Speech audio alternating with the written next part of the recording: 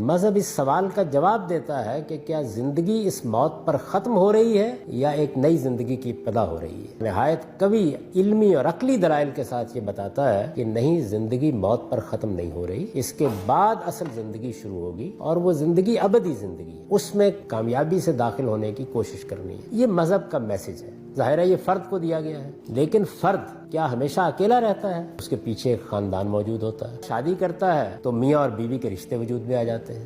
وہ باہر معاش کی جدوجہد کرنے کے لیے نکلتا ہے تو وہاں بے شمار معاملات دوسرے انسانوں سے پیش آنے لگتے ہیں، تو سیاست، معیشت، معاشرت، ان سب کا فرد سے تعلق پیدا ہو جاتا ہے۔ دین میں زندگی کے ان تمام شعبوں سے متعلق کوئی نہ کوئی ہدایت دی گئی، لیکن ان ہدایات کا ٹارگٹ کیا ہے؟ وہ تزکیہ ہے، یعنی خدا ہمیں پاکیزہ دیکھنا چاہتا ہے، گھر میں بھی، کاروبار کرنے والے کی حیثیت سے بھی، ریاست کا نظم چلانے والے کی حیثیت سے بھی، معیشت اور معاشرت کے معاملات طے